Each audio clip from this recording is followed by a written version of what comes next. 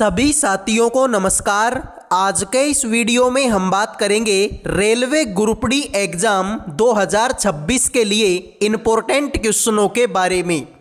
जैसा कि आप सभी को पता है, रेलवे ग्रुप डी की एग्जाम डेट आ चुकी है और आप सभी ने अपनी अपनी एग्जाम डेट को चेक कर लिया होगा।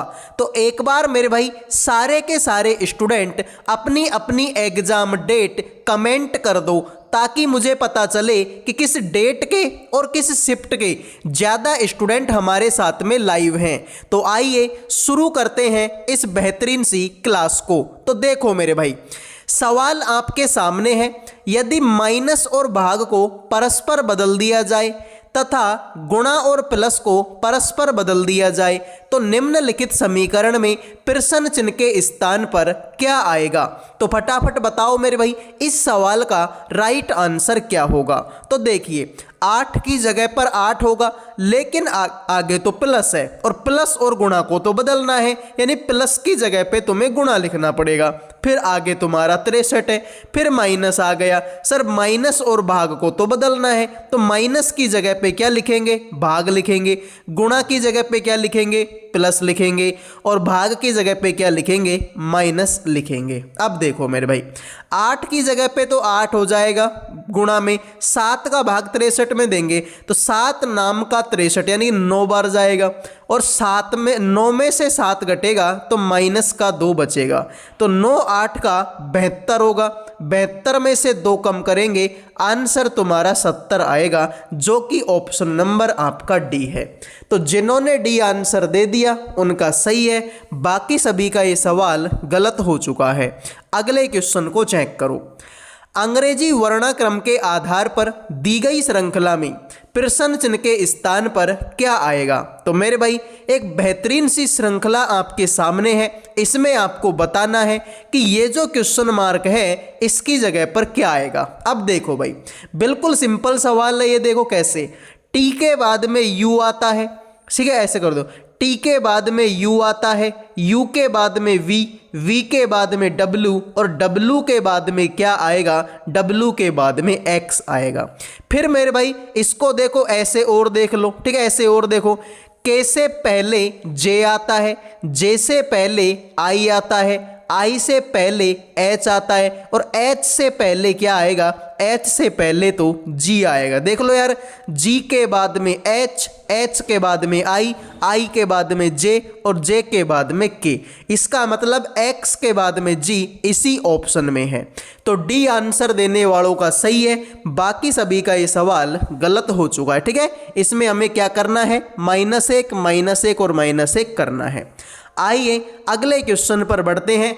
ठीक है भाई, देखिए, वीडियो में आगे बढ़ने से पहले जो भी student railway group D exam 2026 की तैयारी कर रहे हैं, उन सभी के लिए करंट अफेयर का, जीके का, रीजनिंग का और मैथ का चारों के चारों सब्जेक्ट का पीडीएफ तैयार कर दिया मात्र 100 रुपये में। 100 रुपये के अंदर इन चारों की चारों सब्जेक्टों के इम्पोर्टेंट आपको क्वेश्चन और उनके डिटेल में आंसर आपको मिल जाएंगे। सारे के सारे क्वेश्चन आंसर जो मैं आपको दूंगा पेपर पर आधारित होने वाले हैं। अगर कोई बच्चा ध्यान से मन लगा के मेरे इस पीडीएफ को पढ़ लेता है तो उसका सिलेक्शन पक्का है, उसकी नौकरी लगने से कोई नहीं रोक सकता। तो बेहतरीन लेवल का पीडीएफ है और वो भी बहुत ही कम प्राइस में आपको दिया जा रहा है। इस पीडीएफ को पढ़ के आप कम टाइम में ज़्यादा तैयारी कर सकते हैं। मैं गारंटी देता हूं मेरे भाई कि मेरे इस पीडीएफ से काफ़ी सारे क्वेश्चन आपको एग्जाम में मिलेंगे। तो भाई 100 रुपये के अंदर चारों की चारों सब्जेक्टों के पीडीएफ आपको मिल जाएंगे। जिनको भी ये पीडीएफ चाहिए इन नंबरों पे व्हाट्सएप मैसेज कर देना। 100 रुपये में चारों सब्जेक्टों के बेहतरीन पीडीएफ आपको मिलेंगे। आइए अगले क्वेश्चन पर बढ़ते हैं। सवाल देखो मेरे भाई, 7 व्यक्ति हैं, GHI, JKL और M एक पंक्ति में उत्तर की ओर अभिमुख होकर बैठे हैं। M के दाईं ओर कोई नहीं बैठा। M और K के बीच में केवल 3 व्यक्ति बैठे हैं। K और H के बीच में केवल 2 व्यक्ति बैठे हैं। जी एल के बाईं ओर तीसरे स्थान पे बैठा है, जे एल के ठीक दाईं ओर बैठा है। आई और एच के बीच में कितने व्यक्ति बैठे हैं? तो बताओ मेरे भाई, सिटिंग अरेंजमेंट का ये बेहतरीन सवाल है। जब भी आप पेपर देने जाओगे सिटिंग अरेंजमेंट के सवाल एग्जाम में देखने को मिलेंगे। अब देखो मेरे भाई, कितने आदमी है? 7 आदमी उत्तर दिशा की ओर मुंह करके एक पंक्ति में बैठे हुए हैं। तो पहले तो तुम एक पंक्ति बनाओ। लो भाई, मैंने एक सीधी पंक्ति बना दी। इसमें 7 आदमी बैठाने हैं। पहला आदमी, दूसरा आदमी, तीसरा, चौथा, पांचवा, छठा और 7वां। इसने बोला सबका मुंह उत्तर दिशा की तरफ है, तो अब सबका मुंह उत्तर दिशा की तरफ भी बना दो। लो मेरे भाई, सबका मुंह उत्तर दिशा की तरफ भी बना दिया। इधर को जाएंगे तो सबका दायां हाथ आएगा, इधर को जाएंगे तो सबका बायां हाथ आएगा। अब सवाल को देखो, सवाल में तुमसे बोला गया, ठीक है, बायां हाथ तुम्हारा आएगा, ठीक है, बायां हाथ बोल दीजिए इसको, इधर को बायां, ठीक है। तो अब सवाल को देखो भाई, सवाल में तुमसे क्या बोला? सवाल की पहली लाइन में बोला कि एम के दाईं ओर कोई नहीं बैठा मेरे भाई। तो एम को यहां बैठा दो, तभी इसका दायां कोई नहीं बैठ पाएगा मेरे भाई। फिर तुमसे बोला एम और के बीच में 3 आदमी हैं, तो के को यहाँ बैठाओ, तभी तो इनके बीच में ये 3 आदमी बैठेंगे। बात तो ये भी सही है। फिर बोला के और एच के बीच में तो 2 आदमी बैठे हैं, तो एच को फिर यहाँ बैठाओ, तभी तो के और एच के बीच में 2 आदमी बैठेंगे। बात ये भी सही है। फिर बोला कि जो जी है एल के बाईं ओर तीसरे स्थान पे बैठा है। जो जी है ना जी, एल के बाईं ओर तीसरे स्थान पे बैठा है, जे एल के ठीक बाईं ओर बैठा है। जो जे है ना जे, वो एल के ठीक बाईं दाईं ओर बैठा हुआ है। तो ऐसे करो मेरे भाई, देखो एल को यहाँ बैठाओ और एल का ठीक दायां कौन बैठ जाएगा? जे बैठ जाएगा। और जी एल का बायां, तीसरा तो एल का बायां, पहला, दूसरा और तीसरे नंबर पे कौन बैठेगा? सर यहाँ पे जी बैठ जाएगा। सारे आदमी बैठ गए, एक आदमी बच गया आई। इस आई को तुम यहां बैठा दो। अब देखो तुमसे बोला आई और एच के बीच कितने व्यक्ति हैं? तो ये तुम्हारा आई रहा, ये तुम्हारा एच रहा। दोनों के बीच में 3 आदमी हैं। तो जिन्होंने 3 आंसर दे दिया उनका सही है, बाकी सभी का सवाल गलत हो चुका है। आइए अगले क्वेश्चन पर बढ़ते हैं। जिन बच्चों के कोई भी सवाल एक बार में समझ में नहीं आता, मैं उनसे रिक्वेस्ट कर रहा हूं वीडियो को थोड़ा सा पीछे लेके देख लिया करो, आपके समझ में आ जाएगा। अंग्रेजी वर्णमाला क्रम के आधार पर MLTA एक निश्चित तरीके से QHXW से संबंधित है। उसी तरीके से LNVB PJZX से संबंधित है। समान तर्क का अनुसरण करते हुए CWON दिए गए विकल्पों में से किससे संबंधित होगा? तो बताओ मेरे भाई, सवाल का आंसर क्या है? कोडिंग डिकोडिंग का सवाल है और ऐसे सवाल एग्जाम में पूछे जाएंगे। जैसे कि मेरे भाई देखो MLTA, M आएगा 13, देखिए तुम्हारे सामने क्या है मेरे भाई, MLTA है, तो M आएगा 13 पर, L आएगा 12 पर, T आएगा 20 पर, A आएगा 1 पर। इसकी नंबरिंग देंगे मेरे भाई, तो QHXW, Q आएगा 17 पर, H आएगा 8 पर, X आएगा 24 पर, W आएगा 23 पर। तो देख लो मेरे भाई, लॉजिक अब बिल्कुल क्लियर हो गया कि 13 में अगर 4 जोड़ेंगे तो 17 होगा, 12 में से 4 घटाएंगे तो 8 होगा, 20 में 4 जोड़ेंगे तो 24 होगा और 1 में से 4 घटाएंगे तो 23 होगा। +4 -4 +4 -4। तो सेम काम अब आपको इसके साथ में करना है, CWON, CWON।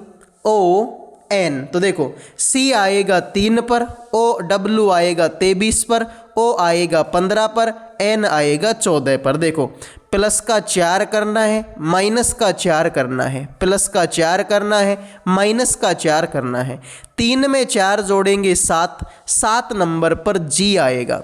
23 में से 4 घटाएंगे 19, 19 नंबर पर S आएगा।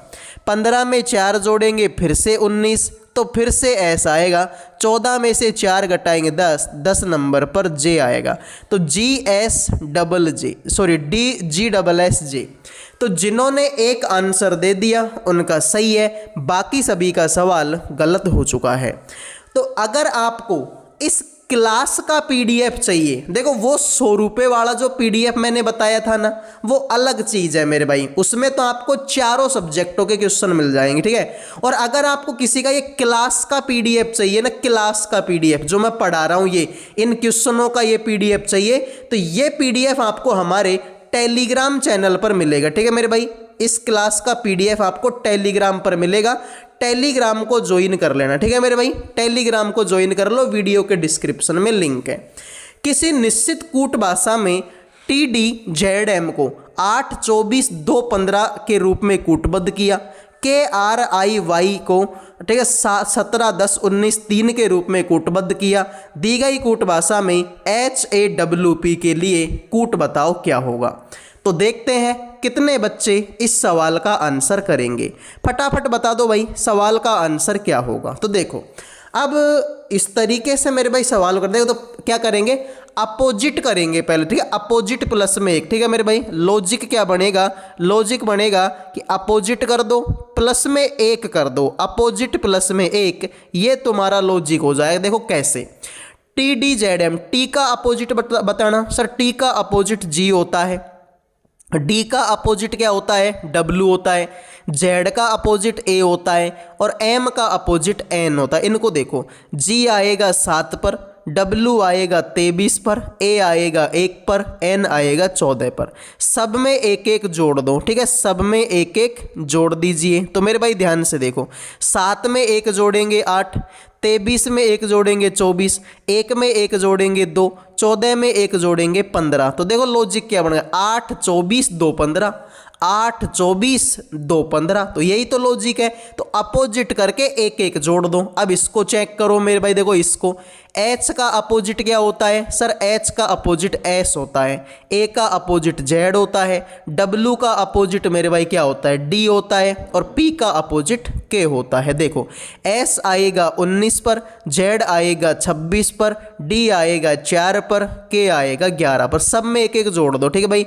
इसमें भी एक जोड़ दिया, इसमें भी एक, इसमें भी एक, और इसमें भी एक। 19 में 1 जोड़ेंगे 20, 26 में 1 जोड़ेंगे 27, 4 में 1 जोड़ेंगे 5, 11 में 1 जोड़ेंगे 12, 20 27 5 12। जिन्होंने आंसर दे दिया ऑप्शन 1 उनके मज़े हैं, बाकी सभी का सवाल गलत हो चुका है। आइए अगले क्वेश्चन पर बढ़ते हैं। लो मेरे भाई, ये बेहतरीन सवाल है। इस तरीके के सवाल एग्जाम में आएंगे, मैं आपको गारंटी दे सकता हूं, और वो भी लिखित में गारंटी दे सकता हूं कि भाई ऐसे सवाल एग्जाम में आएंगे, मतलब आएंगे। तो देखिए यहां पे बोला है कि एफ का सी से क्या संबंध है। तो ये रहा सी और ये रहा एफ, तो इनके बीच का रिलेशन फाइंड आउट करना है। तो यहाँ पे शुरू में माइनस का चिन्ह है, और माइनस के चिन्ह का मतलब है कि ये इसकी पुत्री लगती है, तो इसकी पुत्री लगेगी सी। सर जो सी है वो पुत्री लग जाएगी मेरे भाई किसकी, सर ये हमारे डी की पुत्री लग जाएगी, ठीक है भाई। किसकी पुत्री लगेगी, हमारे डी की। आगे मेरे भाई भाग का चिन्ह है, भाग के चिन्ह का मतलब है ये इसका भाई लगता है, तो इसका भाई लगेगा डी। तो जो डी है वो भाई लगेगा मेरे भाई किसका, सर ये हमारे ई का भाई लगेगा। आगे हमारे पास में गुणा का चिन्ह है, गुणा का चिन्ह का मतलब है कि ये हमारा पुत्र लगेगा, तो इसका पुत्र लगेगा ई। तो जो ई है वो पुत्र लगेगा मेरे भाई किसका, सर एफ का पुत्र लगेगा। तो बस एफ और सी के बीच चाहिए, तो एफ भी आ गया और सी भी आ गया। तो मान लो कि ये मैं हूं, ये मेरा पुत्र है, मेरे पुत्र का भाई, सर मेरे पुत्र का भाई मतलब मेरा दूसरा पुत्र, और मेरे पुत्र की बेटी, मेरे पुत्र की क्या है मेरे भाई, बेटी है। तो पुत्र की बेटी। अब मेरे भाई एफ का सी से बताना था तुमको, ठीक है, एफ का सी से बताना था।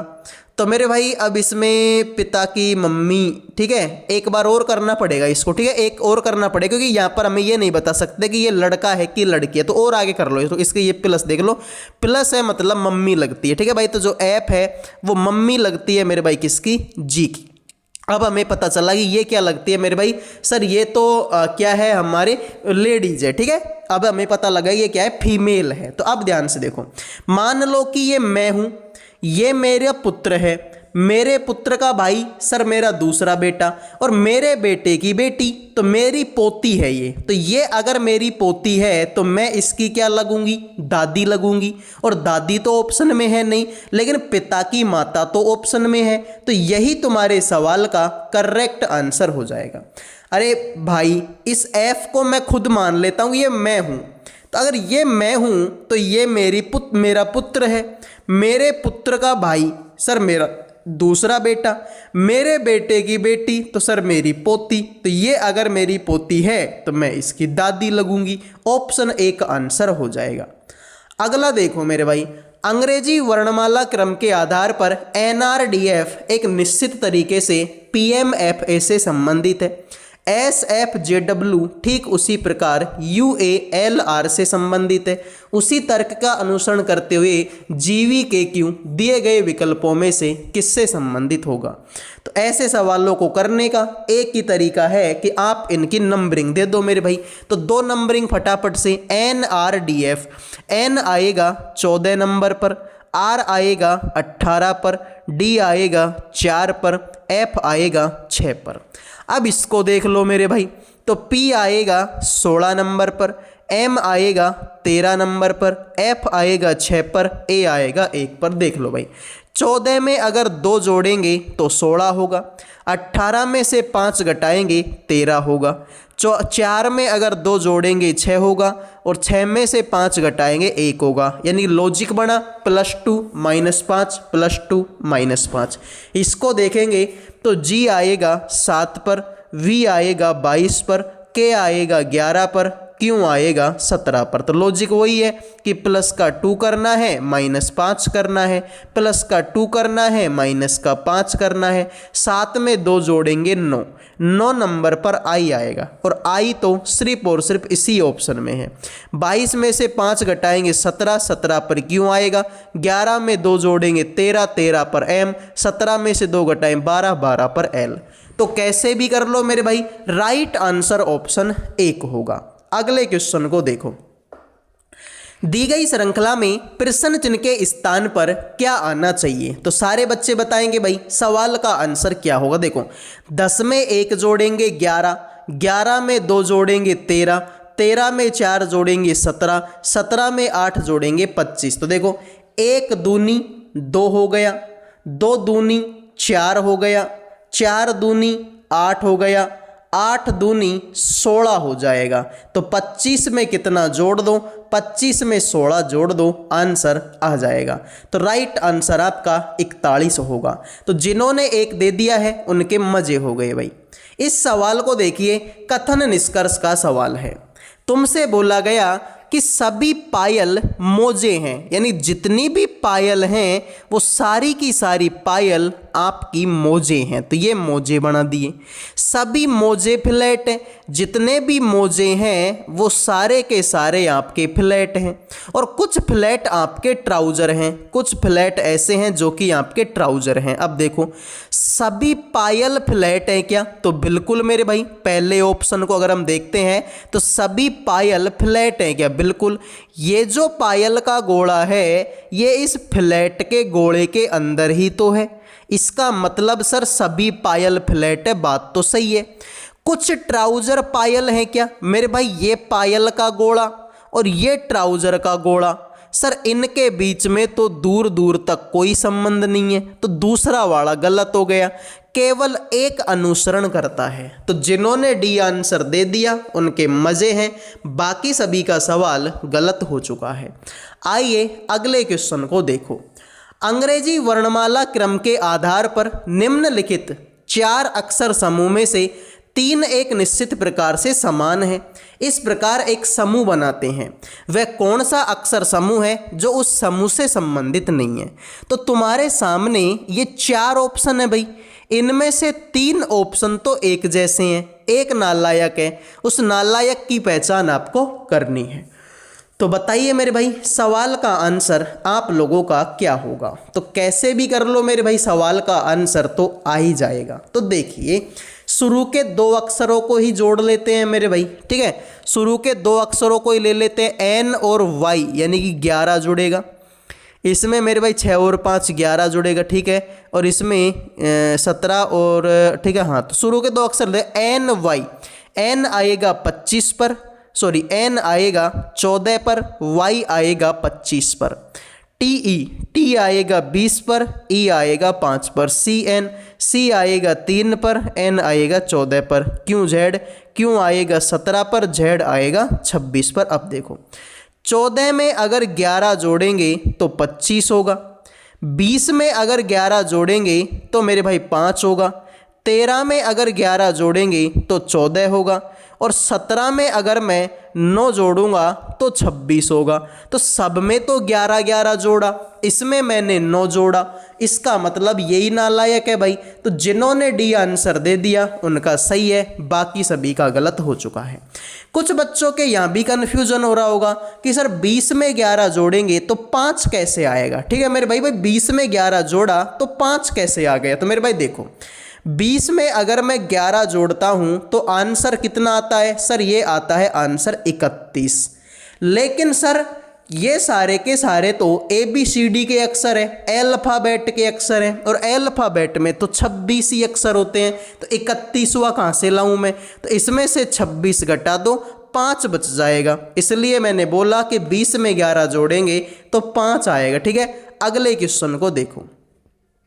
एक कागज को नीचे दर्शाए गए अनुसार मोड़कर पंच किया जाता है, खोले जाने पर यह कैसा दिखाई देगा। एक कागज था मेरे भाई, उसको पहले हमने ऐसे मोड़ दिया, फिर ऐसे मोड़ दिया, और इस डिजाइन में उसको काट दिया।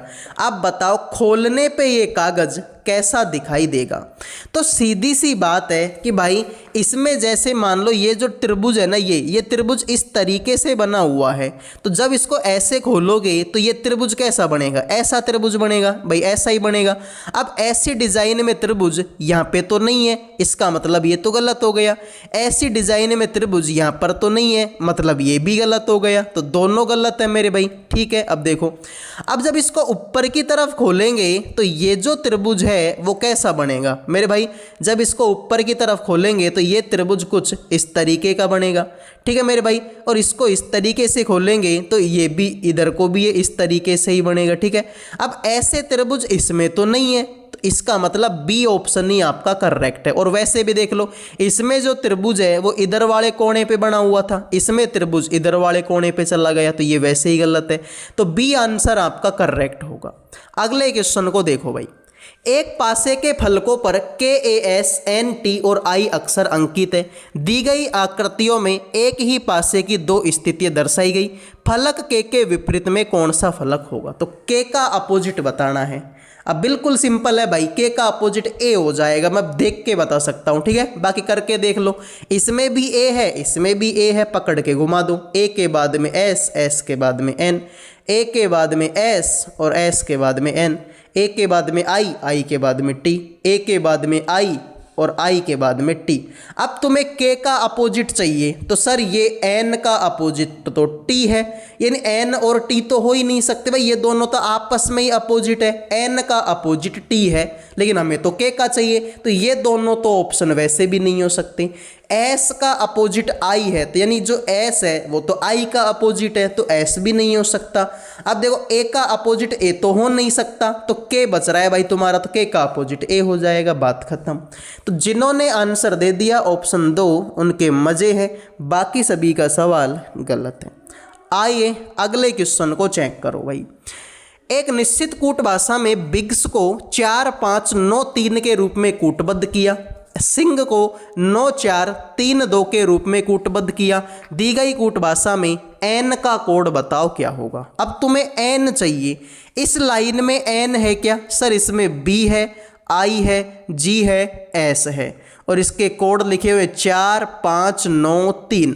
लेकिन भैया हमें तो एन चाहिए और इसमें तो एन नहीं है, एन इसमें नहीं है। अब एन नहीं है तो ये आंसर नहीं हो सकते। इसमें 4 भी है, हटा दो 4 को। इसमें तो 3 भी है, हटा दो 3 को। इसमें तो 9 भी है, हटा दो 9 को।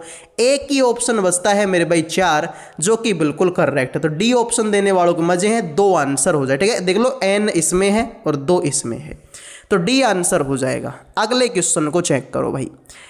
छह मित्र हैं ई एफ जी आर और एस और टी। ठीक है मेरे भाई, एक वृत्ताकार मेज के चारों ओर केंद्र की ओर मुंह करके बैठे हुए हैं। तो भाई देखो, सबसे पहले तो एक वृत्ताकार मेज बनाओ मेरे भाई। ये मैंने एक वृत्ताकार मेज बनाई, इसमें 6 आदमी बिठाने हैं, पहला, दूसरा, तीसरा, चौथा, पांचवा, छठा, सातवां। 7 आदमी हो गए। ठीक है, बिल्कुल सबका मुंह केंद्र की तरफ है, ये बात भी सही है। इधर को जाएंगे सबका दायां हाथ आएगा, इधर को जाएंगे सबका बायां हाथ आएगा। ठीक है मेरे भाई, अब सवाल को चेक करो।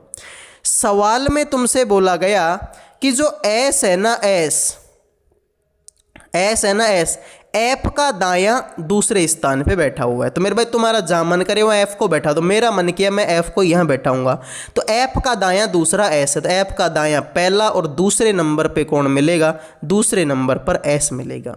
जो ई है ना, ई एस का निकटतम पड़ोसी है। अब एस का निकटतम पड़ोसी ई है, तो हो सकता है कि ई इधर को भी बैठा हो सकता है कि ई इधर को भी बैठा हो। अब तुमसे क्या बोला कि जो एफ है ना, एफ जी के दाईं ओर दूसरे स्थान पे बैठा हुआ है।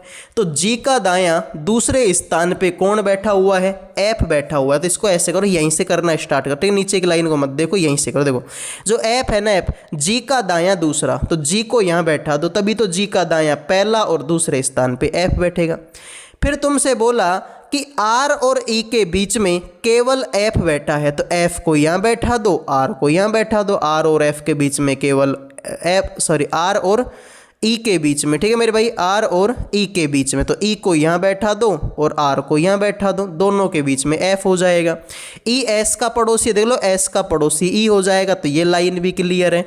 आर के दाईं ओर गिनने पर टी और आर के बीच में कितने आदमी बैठे हैं? अभी तो 2 खाली स्थान रह गए हमारे पास में। ठीक है मेरे भाई, अभी तो 2 खाली स्थान हमारे पास में रह गए हैं। तो देखो 1 सेकंड फिर से देख लेते हैं। तुमसे बोला गया कि एस एफ का दायां दूसरा है, तो एस जो है एफ का दायां पहला दूसरे स्थान पे एफ है, तो पहली लाइन क्लियर हो गई। एफ जी का दायां दूसरा, तो जी का दायां पहला दूसरे स्थान पे एफ हो गया, ये लाइन भी क्लियर। तीसरी बोली आर और ई के बीच में केवल एफ बैठा है, आर और ई के बीच में केवल एफ बैठा हुआ है, ये लाइन भी क्लियर। फिर तुमसे बोला ई एस का पड़ोसी है, जो ई है ना, ई वो एस का पड़ोसी है।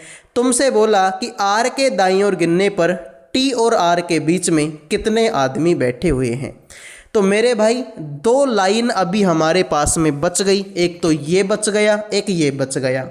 और अब इन दोनों में अब देखो टी को कहाँ बैठाना है। टी के बारे में सवाल में कुछ नहीं बोला। ठीक है मेरे भाई, टी के बारे में सवाल में कुछ नहीं बोला, इसका मतलब मेरे भाई सवाल की कोई ना कोई लाइन हमारे पास में गायब है। 3 और अरे यार ये 6 बच्चे ही तो थे। ठीक है, 6 बच्चे ही है ना, तो एक को हटा दो मेरे बेटे, एक को हटा दो, यहाँ पे तुम टी को बैठा दो। ठीक है, अब देख लो मेरे भाई, आर के दायां गिनने पर टी और आर के बीच में कितने आदमी? तो ये रहा तुम्हारा टी और ये रहा तुम्हारा आर, इनके बीच में तो ये 3 आदमी तुम्हारे बैठे हुए हैं। तो जिन्होंने 3 आंसर दे दिया उनके मजे हो गए, बाकी सभी का सवाल गलत है। ठीक है, मैंने 7 आदमी बना दिए थे, जबकि ये तो 6 आदमी है, तभी मैं सोचूं 2 जगह कैसे खाली पड़ गई यार। ठीक है, तभी मैं सोचूं 2 जगह कैसे खाली पड़ गई, खाली तो एक ही रहनी चाहिए। अगले क्वेश्चन को चेक करो भाई। सवाल है वेरिएबल के प्रत्येक अक्षर को उल्टे क्रम में व्यवस्थित किया जाए तो कितने अक्षरों का स्थान अपरिवर्तित रहेगा? ठीक है मेरे भाई, ध्यान से देखो, V A R I A B L E, इनको उल्टा जमा दो। इनको उल्टा जमाएंगे तो V A R I A B L E. तो मेरे भाई ध्यान से देखिए, वी की जगह पे ई आ गया, गलत। ए की जगह पे एल आ गया, गलत। एक सेकंड, इसने बोला है अंग्रेजी वर्णमाला अक्षरों को अंग्रेजी वर्णमाला क्रम में व्यवस्थित किया जाए। ठीक है, उल्टे अंग्रेजी वर्णमाला क्रम में। ठीक है, उल्टे अंग्रेजी वर्णमाला क्रम में इनको व्यवस्थित करना है। सॉरी। ठीक है मेरे भाई, देखो अंग्रेजी वर्णमाला, अब देखो सबसे पहले क्या आता है ABCD में, सबसे पहले A आता है, तो A को यहाँ लेते हैं, उल्टा जमाना, ठीक है, A लिखो। फिर A के बाद में B आता है, B लिखो। B के बाद में देखो यार A 2 बार है यहाँ पर, ठीक है मेरे भाई, ध्यान से देखो, जो A है ना, A 2 बार है, एक बार ये रहा, एक बार ये रहा, तो एक बार A लिख दो, दूसरी बार भी A लिख दो। A के बाद में B आएगा, बिल्कुल, B के बाद में C D E आएगा, तो E लिख दो। E के बाद में F G H I आएगा, I लिख दो। J K L आएगा, L लिख दो। L के बाद में M N O P Q R लिख दो। R के बाद में S T U V आएगा, V लिख दो, ठीक है।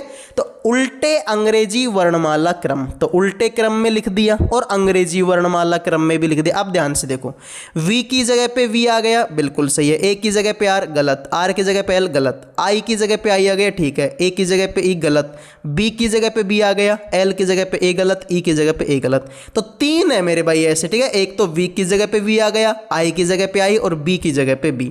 तो जिन्होंने 3 आंसर दे दिया उनका सही है, बाकी सभी का सवाल गलत हो चुका है। अगला देखो मेरे भाई, दी गई श्रृंखला में प्रश्न चिन्ह के स्थान पर क्या आना चाहिए। तो मेरे भाई 65 में कितना जोड़ूं कि 86 आ जाए, तो आप बोलेंगे सर 21 जोड़ दो, ठीक है। फिर 86 में कितना जोड़ोगे, 114 आ जाए, सर 28 जोड़ दो मेरे भाई। 114 में कितना जोड़ू, 149 आ जाए, तो मेरे भाई 5 यानी कि 35 जोड़ दो मेरे भाई। फिर 149 में कितना जोड़ूं, 149 में कितना, 191 आ जाए, तो आप बोलेंगे 11 में से 9 गया तो 2 बचेगा, ठीक है। 11 में से 9 गया तो 2 बचेगा, और मेरे भाई 18 में से 14 गया तो 4 बचेगा। अब देखो 21 में 7 जोड़ेंगे 28, 28 में 7 जोड़ेंगे 35, 35 में 7 जोड़ेंगे 42, 42 में 7 जोड़ेंगे, आंसर आएगा 49। क्या आएगा, 49। तो 191 में कितना जोड़ दो, 49 जोड़ दो, आंसर आ जाएगा। तो आंसर आ जाएगा 240। तो यही तुम्हारे सवाल का करेक्ट आंसर हो जाएगा। तो डी आंसर देने वालों का बिल्कुल सही है, बाकी सभी का सवाल गलत हो गया है। क्लियर।